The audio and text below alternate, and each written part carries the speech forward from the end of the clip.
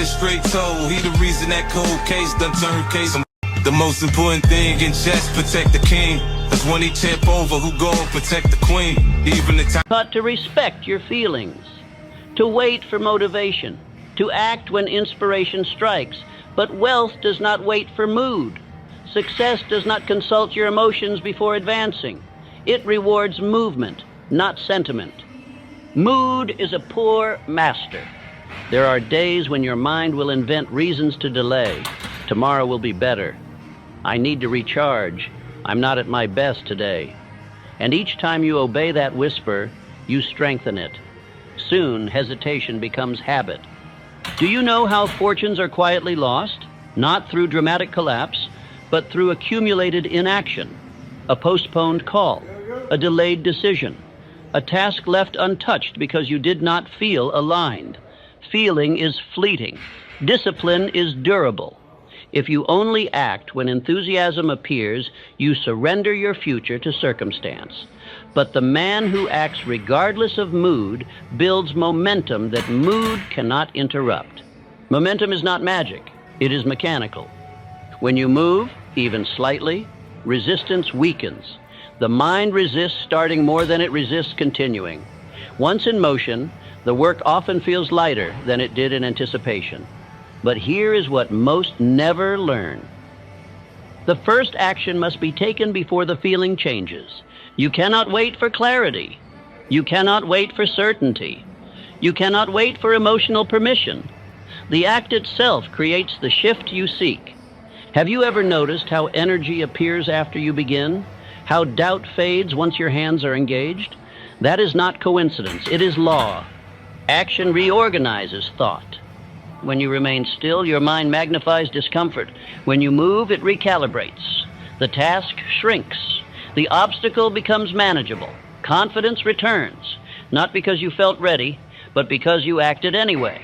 There is a hidden danger in honoring mood above mission. Mood is influenced by fatigue, distraction, comparison, fear. It fluctuates hourly. If you anchor your productivity to something so unstable, your results will be unstable as well. Mission, however, is fixed. When your purpose is definite, it does not evaporate because you are tired. It does not dissolve because you are discouraged. It stands waiting for your obedience. The disciplined man asks a different question, not how do I feel, but what must be done? This question shifts power. It removes negotiation. It replaces emotion with obligation. And obligation, when aligned with purpose, becomes momentum. You may believe forcing yourself sounds harsh, yet there is a deeper truth. Every time you override resistance, you build authority over your own mind. Authority builds confidence. Confidence builds speed. Speed builds opportunity. And opportunity compounds into success. Let me be clear. You will not always feel powerful. You will not always feel inspired. There will be days when doubt clouds your vision. The disciplined do not escape these days. They simply refuse to be governed by them. Mood says rest. Mission says rise. Mood says wait. Mission says begin. Mood says later. Mission says now. The difference between the drifting and the determined is not talent. It is obedience to purpose over preference. In this lesson, you will discover how to force momentum when your emotions resist, how to break inertia in minutes, not hours, how to train your mind to respond to command rather than comfort. But first, accept this. Motivation is unreliable. Discipline is sovereign. When you learn to act before you feel like it, you unlock a power most men never taste. You no longer depend on circumstance for energy. You create energy through execution. That is how momentum begins. Not with inspiration, but with a decision. Let us begin with a truth most men resist. You have been trained to consult your feelings before you consult your duty. You have been told to wait until inspiration appears. You have been encouraged to act when enthusiasm is present and to rest when it is absent.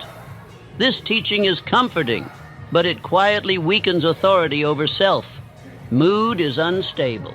It shifts with sleep, with food, with conversation, with memory. It is influenced by events that have nothing to do with your chief aim. If your productivity depends upon something so unstable, your results will reflect that instability. Mission, however, is fixed. A definite purpose does not vanish because you are tired. It does not dissolve because you are discouraged. It remains constant, waiting for obedience. The man who waits to feel ready surrenders his command. Each morning he asks his emotions for permission. If permission is denied, he postpones. In postponement, he trains his mind to value comfort above commitment. This negotiation with emotion is subtle. It sounds reasonable. It says, tomorrow will be better. It says, I am not at my best today. It says, I need the proper frame of mind. Each sentence feels intelligent. Together, they form a pattern of drift. Drift does not announce itself with collapse. It appears as small delay, a call postponed, a page unwritten, a decision deferred because feeling was not aligned.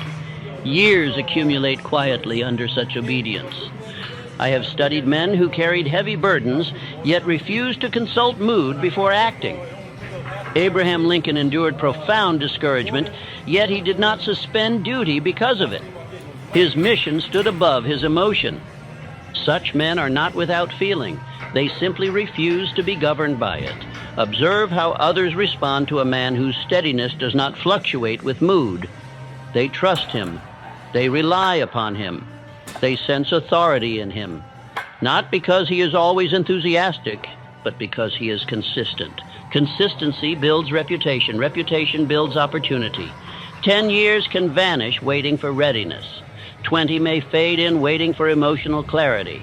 30 may pass before a man realizes that his feelings were never meant to command him. Shift the governing question. Replace